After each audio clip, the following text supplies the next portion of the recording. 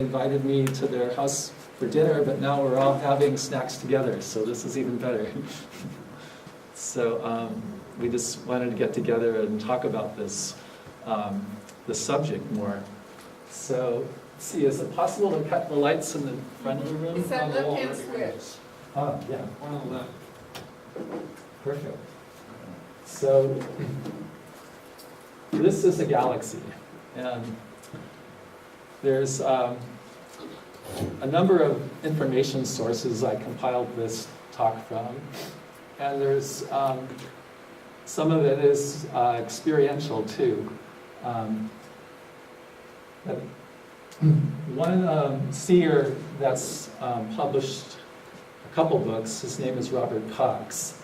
He was with the Maharishi Mahesh Yogi for a long time and went through the whole city program and everything, and became a seer in his own right. And he wrote his insights and some of the things he saw in this book called Pillar of Celestial Fire. And he talks about the universe that we see is only one shell of the universe. Like, the universe is really kind of like those eggs you get at Easter time, where there's all these concentric eggs inside each other, and you pop apart the outer egg and there's an inner egg inside, and then another one you pop apart and there's another egg inside. He said that the real universe, which they call Hiranyagarbhaya in the Vedas, the golden egg in the Upanishads and Vedas, is really this kind of a concentric egg structure. And we're on the outer egg structure. And in this outer egg, there's just billions of galaxies.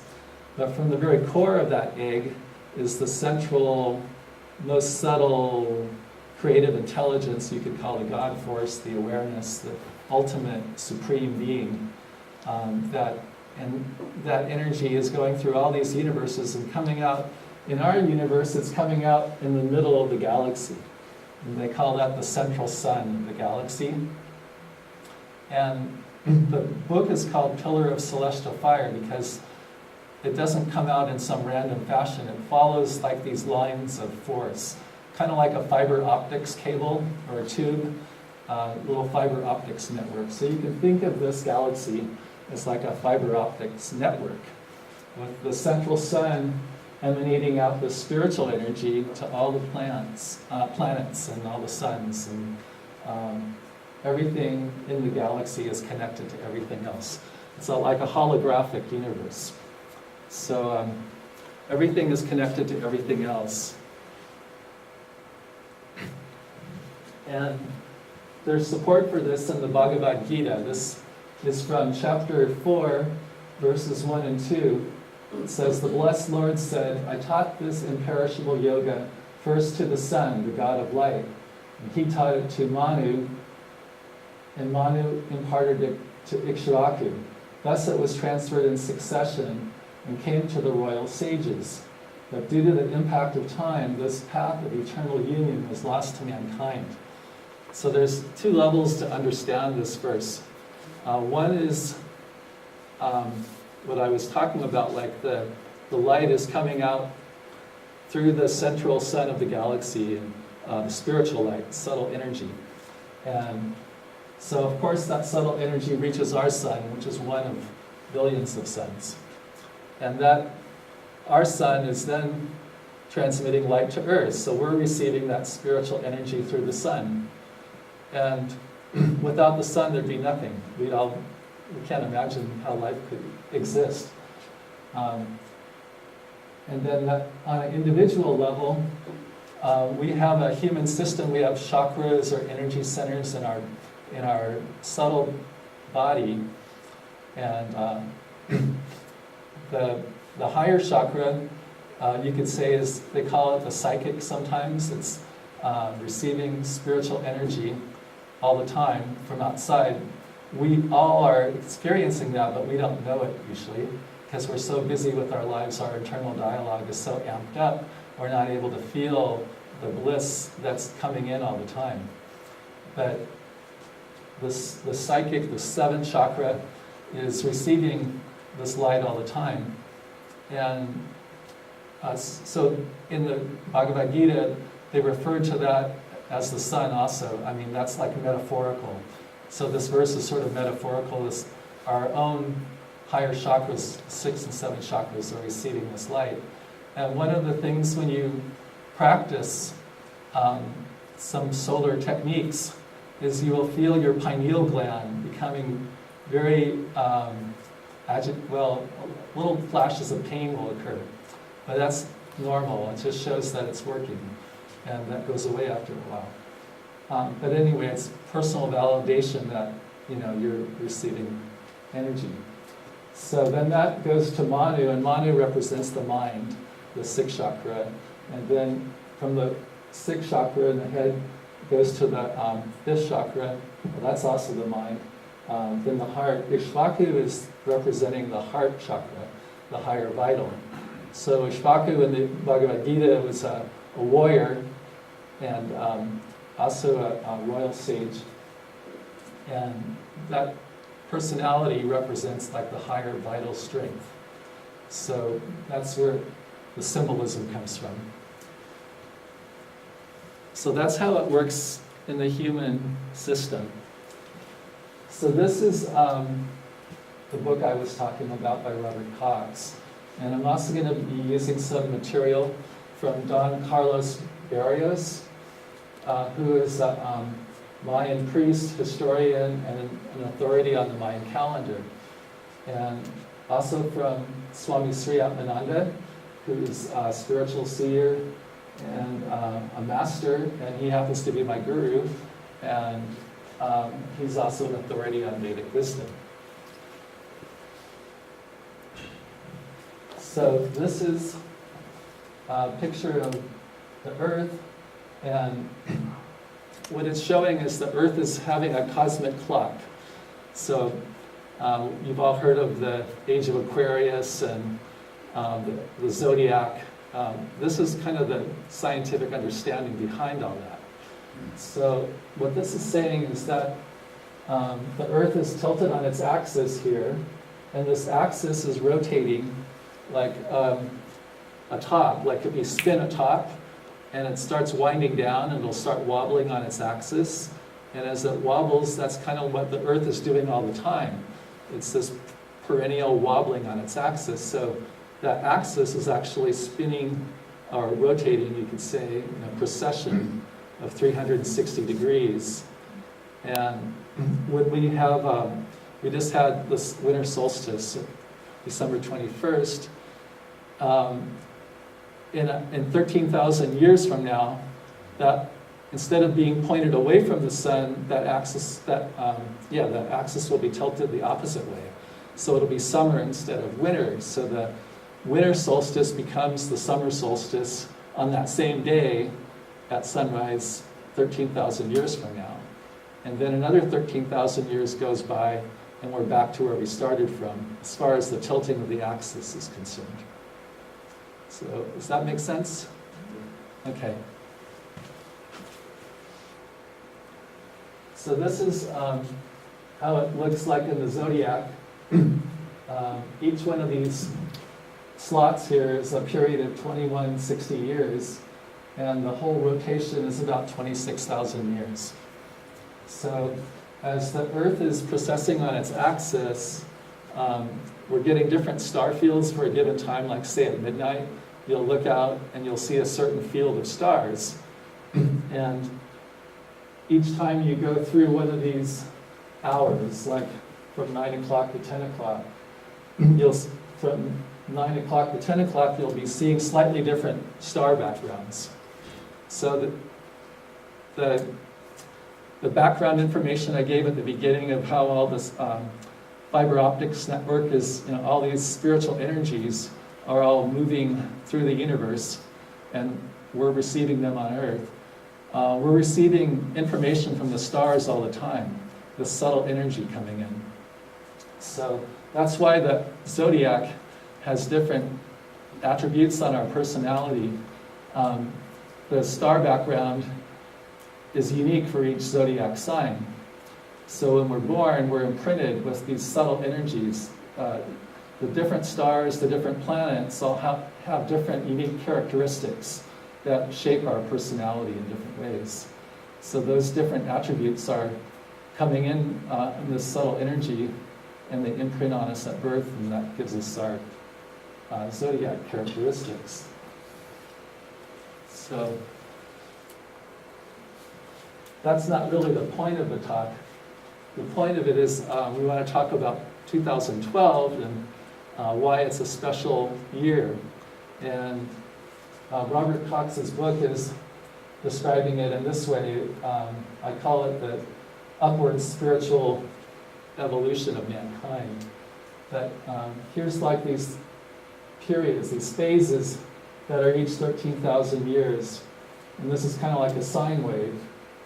But what it's referring to is the precession of the axis again. So the first precession of the Earth's axis goes from here to here, and then it goes around the second time, and you have this night period.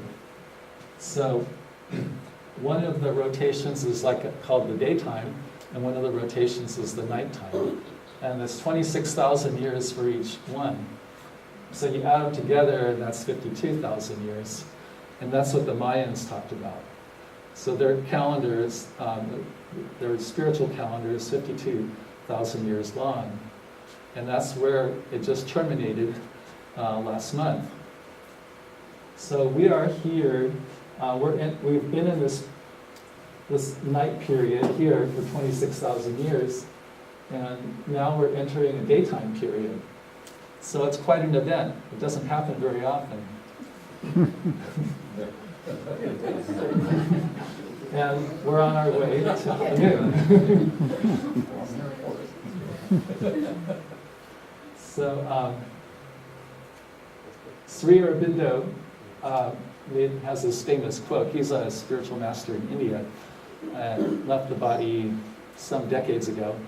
But he said that matter will reveal the spirit's face. So this is basically this evolutionary process we're going through. As more celestial fire, more spiritual energy comes into the earth, there'll be so many transformations, spiritual attainments, but also inventions, new technologies, all sorts of things are going to be developed that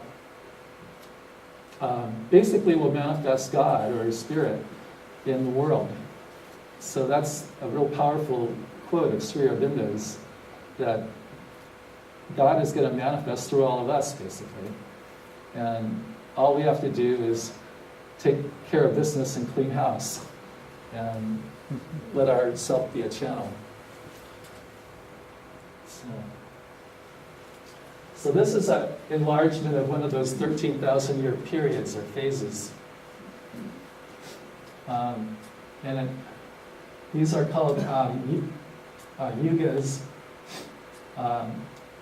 They're different periods of time characterized by different fluxes or energy intensities of the spiritual energy. So the first one is called Satya Yuga or Krita Yuga, and the next one is Treta Yuga or Silver Age, and then Dwapara Yuga, Kali Yuga. And if you add them all up, without the transition periods, you get 12,000 years, and if you include these transition periods between yugas, then it's another 1,000 years approximately, so you get 13,000 years for the whole period. But this would be like almost 6,000 years ago when the Golden Age, or Satya Yuga, was happening. And then, so you can kind of get some idea when you look at the historical record of what the spiritual consciousness was like back then. Oh, and one thing I forgot to mention is during these transition periods, they're very special periods like we're in right now for spiritual growth. This quote from Robert Cox's book: during transition periods, the qualified laws of nature are temporarily suspended, and the unqualified transcendental reality shines through the fabric of nature. So what he means by that is that there's certain forces that limit our growth, And those forces are suspended during these transition periods. So now is a really ripe time to make spiritual progress.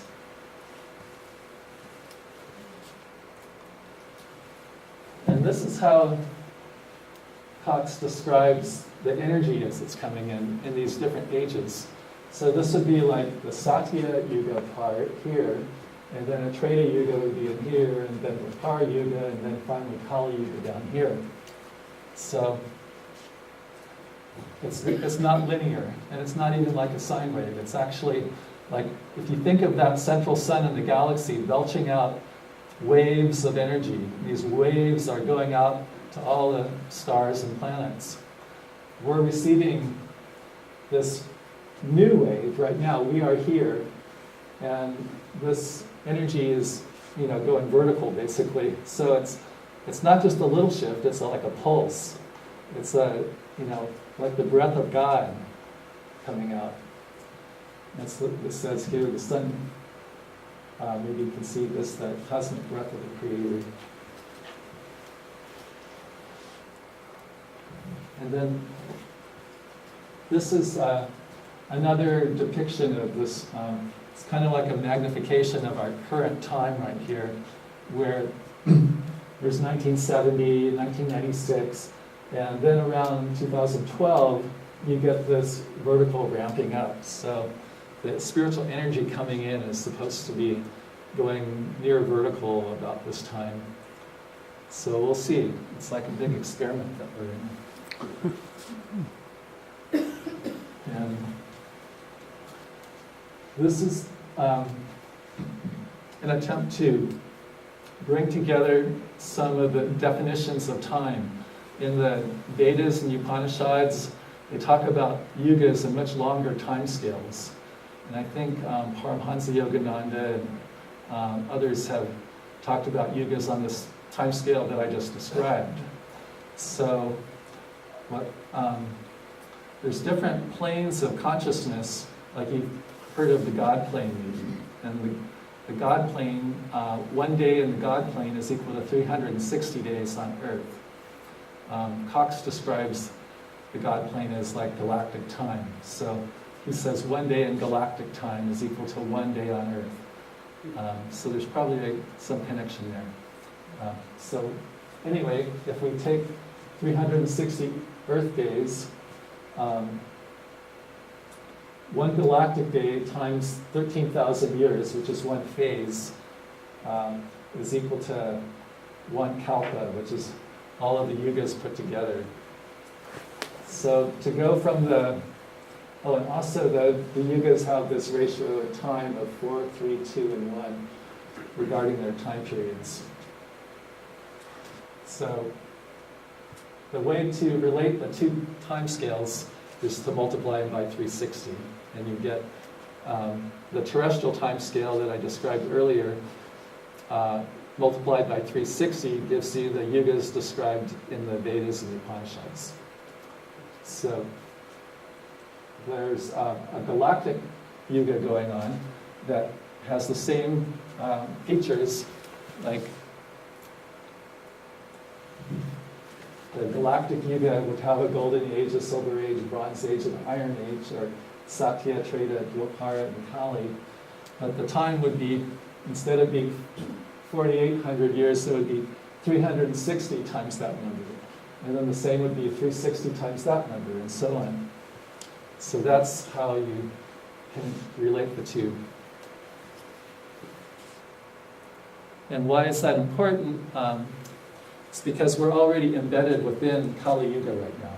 So Kali Yuga has different spiritual energies that govern human consciousness than Satya Yuga or any other Yuga. And within the galactic periods are these terrestrial periods that are shorter duration, like the zodiac, which I just talked about. So here's what I'm trying to say, is that these galactic time scales, the Satya Yuga would be 100% sattva energy, and I should describe what that is.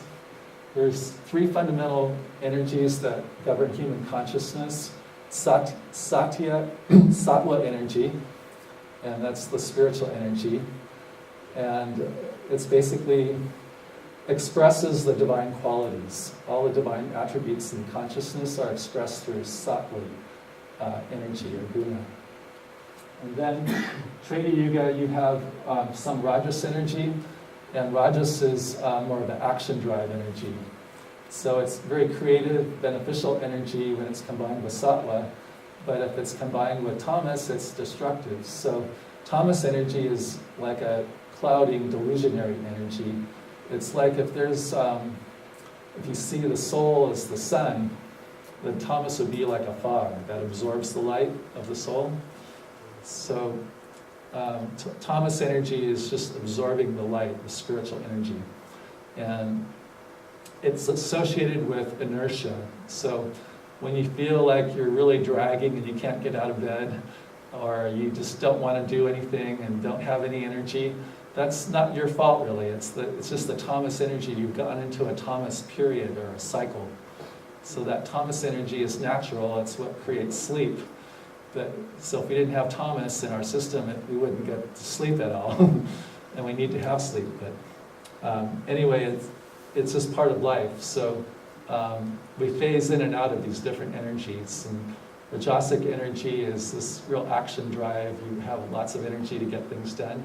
But it's more creative when it's with Sattva energy. So Sattva energy is more when you feel contemplative and your mind is more quiet and you're focused. Like you can really get things done more efficiently with Sattva energy, because Rajas energy tends to make you more scattered. You're more like a monkey that jumps around. The mind is like a monkey. But Sattva energy, you're more coherent and you can focus and you get totally absorbed in whatever you're doing. So it's kind of like you're in the flow with Sattva energy and you're absorbed in the work or whatever it is. So that's these three energies. And in Satya Yuga, we have 100% Sattva energy. So everyone's pretty much enlightened in Satya Yuga. And in Treta Yuga, it's 3/4 Sattva energy. And then in Dwapara Yuga, you've got half Sattva energy and half Tamas and Rajas energy. And Kali Yuga, which is where we are, you've got 1/4 Sattva energy, and the rest of it's Tamas and Rajas. So things are a little more difficult in Kali Yuga. And now these yugas are the long yugas. They're on a galactic timescale. So they're 360 times longer than the other yugas. And yeah. So what happens when these smaller yugas that are terrestrial timescale are embedded in the larger yugas of Kali Yuga? Well, this is your average Kali Yuga at 25%. And we're going through this transition period, and we should be coming out of it now. But during the transition period, there's less sattva, even less sattva than before, so it's less than 25%. And when we go into Satya Kali Yuga, like the terrestrial time scale, terrestrial Sattva Yuga kicks in, then we're going to have more sattva than the regular Kali Yuga here. So now it's more like 30% sattva energy instead of, and a 5% shift in sattva energy is huge. I mean, it doesn't sound like a lot, but in terms of how it affects human consciousness, it's huge. So it's a good thing. So by combining this knowledge from the Vedas and Upanishads with the Mayan calendar knowledge of the terrestrial timescale, we can get a more comprehensive picture of what's going on. And it reveals why human consciousness is more out of balance right now. Like the attributes of tamas are fear, resistance to change, materialism, rationalization, hypocrisy, arrogance, and a whole lot more negative attributes. And the fact that these attributes are so prominent now indicates that we're in a transition period. So the Mayan calendar is really supported by all this knowledge that we are in a transition period, because just look around you and it's all happening. So it's not a bad thing necessarily. It was ordained that way. It had to be that way. And we just have to show up, like somebody said earlier, and just be open to new direction, new guidance coming from higher levels. Just be open to the source, basically, and we'll get out of this transition period. So here's two different types of galaxies, and I just showed this to show that there is an equator to the galaxy. You can see that this galaxy is clearly having an equator, and this also has an equator, and this is like our Milky Way galaxy. And at the center of every galaxy there's a black hole, and that's why these little rays of energy are coming out at the center here from the central black hole at the center of the galaxy. This black hole might be the same thing as the central sun in Cox's book. I'm not really sure, but it seems logical anyway. So now we'll move on to the Mayan astronomical interpretation of 2012. So the idea here is that, well, this is astronomically what's going on, is that prior to much before 2012, the solar system, the plane that our solar system, that planets spin around in, that's this green disk here. And this is the plane of the galaxy here. So during December 21st, 2012, the plane that our planets spin around in is conjuncting this galactic plane. So the two are lined up. And when we look at sunrise on December 21st, 2012, we're looking straight into the center of the galaxy, so the central sun.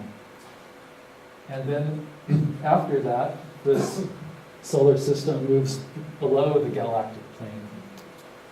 So the galactic plane isn't like infinitely thin, or it's hard to define really. So some people say we've been going through the galactic plane for about 20 or 30 years now.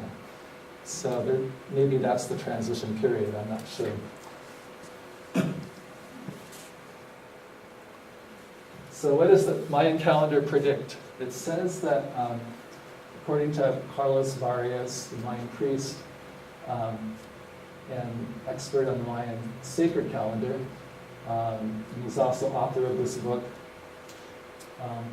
he says the following things, that the Mayan calendar has 17 different calendars actually, but the one based on the cycle of the Pleiades is held as sacred. So when everyone talks about the Mayan calendar, they're talking about the sacred calendar based on the cycle of the Pleiades. And the sacred calendar states that the world will not end in 2012. It's just going to change to a different epoch. They call it the age of the fifth sun. I think what it's saying is that the sun is giving out different spiritual energies during these different periods. So we've moved from one period to a new period now where the sun's putting out a new kind of energy. Using the Mayan calendar, the Mayan elders were told of several prophecies that have proved to be accurate, such as the Twin Towers, the attack on Iraq by the US, tsunamis like in 2004 in December, and the economic crisis and the arrival of the Obama presidency. And then the calendar also predicted these 9 hells that began on April 21st, 1519. And that was when the Mayans saw these Spanish galleons off the coast. They were told that they would be visited by butterflies, celestial butterflies or something. And they saw these big sails of the galleons, and they thought they looked like butterflies. So that made sense to them, and that was when the Mayan, well, Cortez the Conqueror took over basically, and that wasn't very happy or good for the Mayans. So it made sense that this was a period of hell, and that basically ended with the harmonic convergence in 16th August 1987. So then that harmonic convergence from then till now is a transition period. It's characterized by environmental destruction, social chaos, war, and earth changes. And powerful, the Mayan calendar talks about that transition period as being populated by high souls, many light beings coming down, taking bodies to fight this cosmic battle, and also people coming down to fight on the dark side, you could say. So you need that duality of dark and light, basically, to achieve the objective of evolution. So this transition period is shifting from one state of consciousness to another. And we know things don't happen easily, so there has to be some kind of friction or polarity involved to achieve these transformations in consciousness. So that's what's going on all around us right now.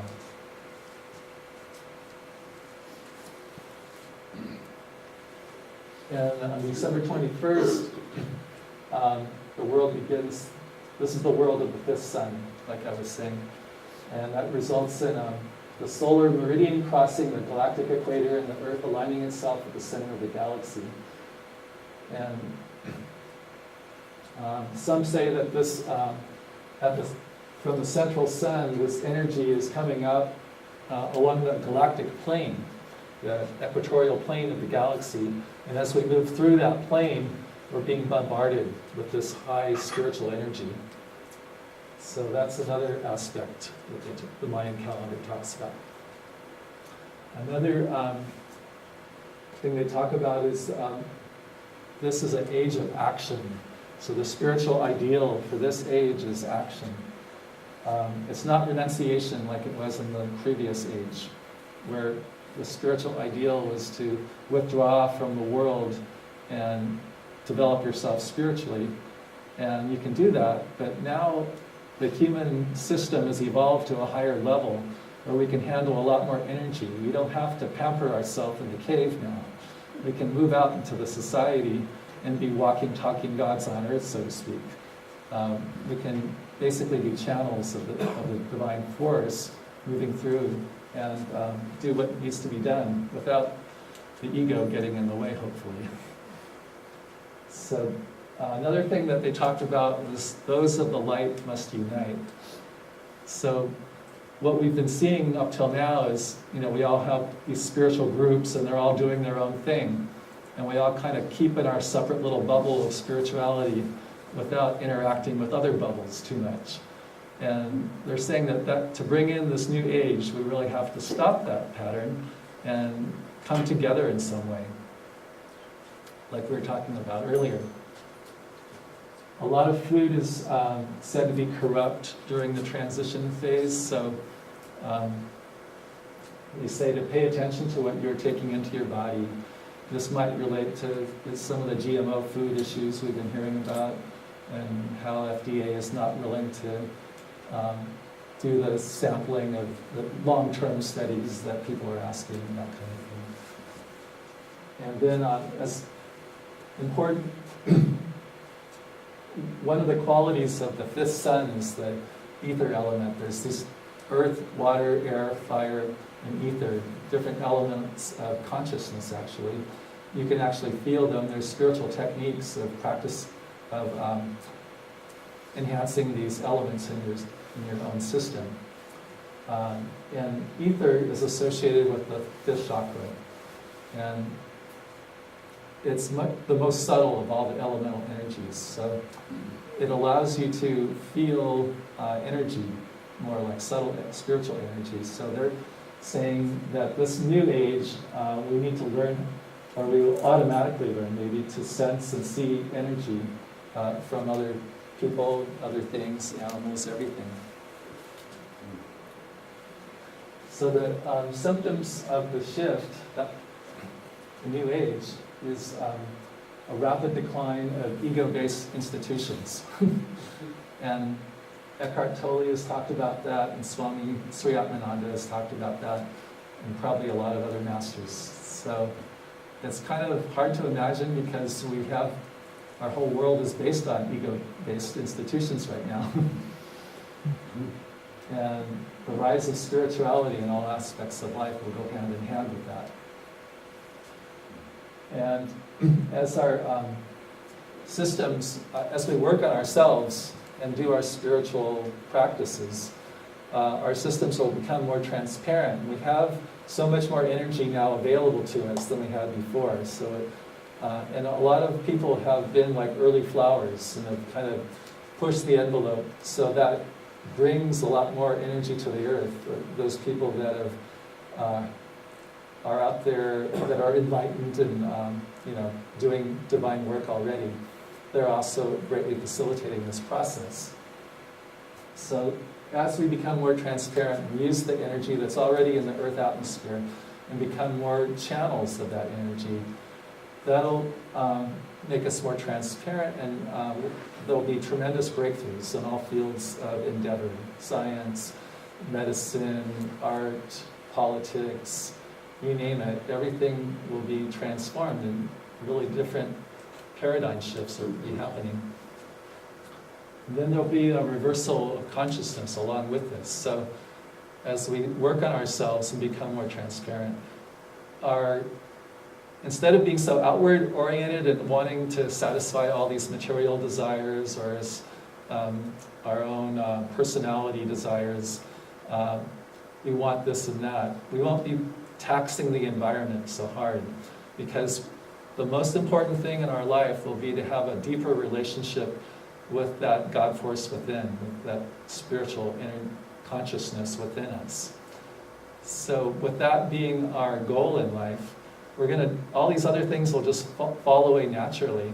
It's called natural renunciation. You don't have to work at it. You don't have to go and have a garage sale with all your possessions out there on the lawn or anything. It'll just happen naturally, and nobody will even notice it. But it'll result in a lot less demand on the environment. So some of this will be very beneficial. Awareness of one's spirit will be inherent to children that are born in this new age. So much attention is given to self-realization now. And all that means, all self-realization is just the ability to be 24/7 aware of the divine presence within you. And many are at that state now. There's a lot of people that have attained that now. And in the future, the children that are born will just naturally have that state of consciousness. It'll just be like your mind. Like now we take our mind for granted. We can think, we can reason, and this ability to reason is just a given. And in the new age, it'll be that spiritual awareness. And then the spiritual ideal will be a collaboration, meaning become so transparent that there'll be an inner compass within you, always giving you that direction when you need to have that direction. You'll always have that point of reference, that spiritual awareness within you, like your inner compass, your inner guru, to guide you constantly. And it will be a very transformed world when that happens. So that's all I have to say.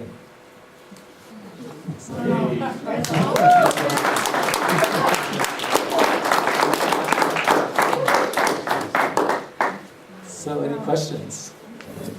One more time. So you finished with this transformed world, to which I said, yay. When are we going to start seeing it? When are we going to see it? It starts with you. First we transform ourselves. But then you'll be able to see. That'll give you the eyes to see. Thank you, Dave. Good job.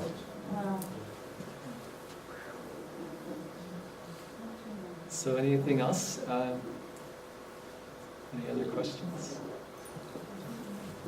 Thank you. Sure. Wow, you did good.